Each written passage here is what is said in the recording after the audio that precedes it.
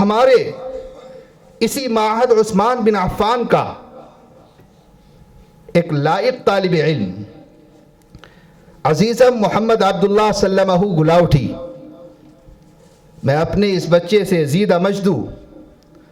درخواست گزار ہوں کہ موصوف تشریف لائیں اور اردو زبان و ادب میں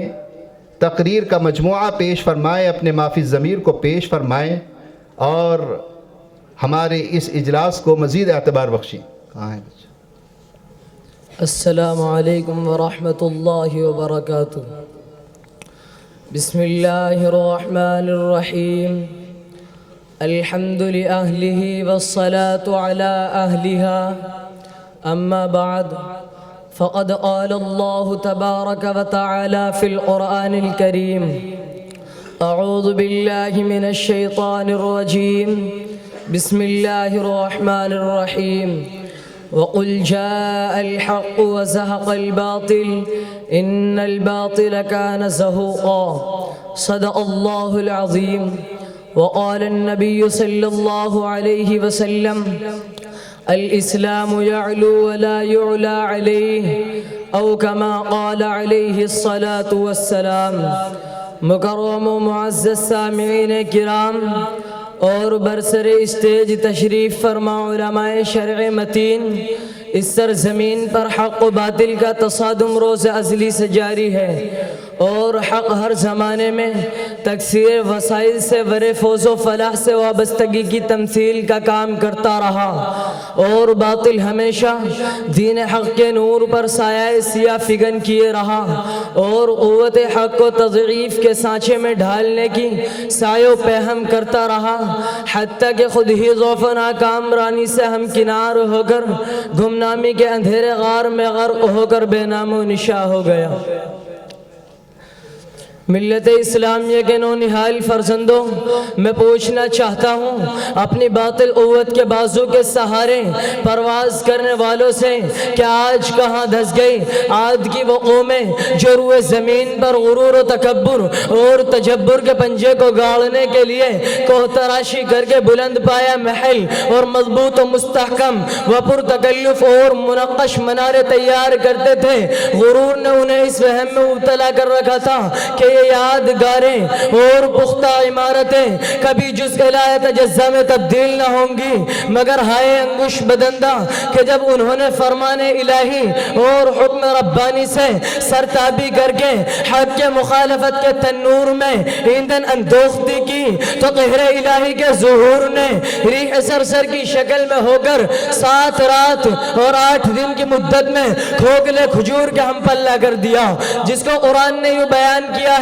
وَأَمَّا عَادٌ فَأُهْلِكُوا بِرِيحٍ صَرْصَرٍ عَاتِيَةٍ،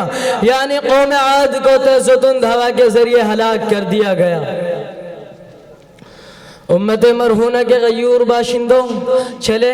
تھوڑا اور آگے چلتے ہیں کہ مشرکین مکہ نے جب آپ صلی اللہ علیہ وسلم کی دعوت کو سنا تو آگ ببولہ ہو گئے اور دین حق کو مٹانے کی خاطر اپنی جان و مال کو تج دیا، مگر حق غالب ہوتا رہا، اسلام ترقی کرتا رہا۔ لیکن جب یہ مشرکین مکہ اپنے جرم میں پکے ہو گئے تو پھر عذاب الہی کا سلسلہ شروع ہو گیا، ذریعے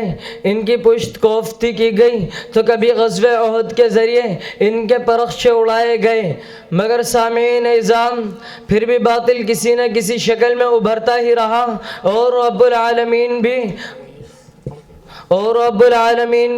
ہر فرعون وقت کے سر کو کچلنے کے لیے عصائے موسیٰ پیدا کرتا رہا، حتیٰ کہ اگر متفتنین ارتداد نے سر اٹھایا تو حضرت ابو بکر صدیق رضی اللہ عنہ نے ان کا مقابلہ کیا، اگر خوارج نے تقدم کیا تو حضرت علی رضی اللہ عنہ نے ان کا جواب دیا، اگر خوارج نے تقدم کیا تو حضرت علی رضی اللہ عنہ نے ان کا جواب دیا، اگر مرزائیت و قادیانیت نے جنم لیا تو حضرت عطا اللہ شاہ بخاری رحمت اللہ علیہ اور علامہ انور شاہ صاحب کشمیری رحمت اللہ علیہ نے ان کی جنمیت کو گوہے بے مرادی میں جا پھینکا۔ اگر برطانوی سامراج سے مقابلے کا وقت آیا تو بانی دارالعلوم دیوبند حجت اللہ فی الارض سربکف میدان کارزار میں کود پڑے۔ الغرض 1400 سال کی تاریخ شاہد ہے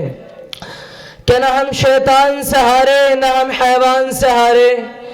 کہ نہ ہم شیطان سے ہارے نہ ہم حیوان سے ہارے، بس اتنا سوچ کے اے ظالم تیری جان بخشی ہے، شکاری ہیں ہم مگر ہم نے کبھی کتے نہیں مارے۔ یہ جنگ کوئی نئی جنگ نہیں ہے بلکہ ملت اسلامیہ اور ملت کفر اسی دن وجود میں آ گئی تھی جس دن شیطان حکم ربانی سے سرتابی کی بنا پر الرجیم قرار پایا تھا، وہی پہلا منکر اور وہی پہلا کافر تھا۔ محترم حضرات، مختصر یہ ہے کہ باطل نے ہمیشہ حق کے خلاف جب بھی سر اٹھایا تو دیکھتے ہی دیکھتے تباہ و برباد ہو کر بے نام و نشاں ہو گیا، مگر اسلام جس طرح کل تھا آج بھی اسی طرح تابندہ و درخشاں ہے۔ کل جو اس کا پیغام تھا آج بھی وہی پیغام ہے کہ نور خدا ہے کفر کی حرکت پہ خندزن،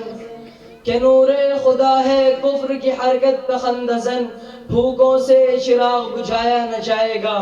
آمین وآخر دعوانا الحمد للہ رب العالمین۔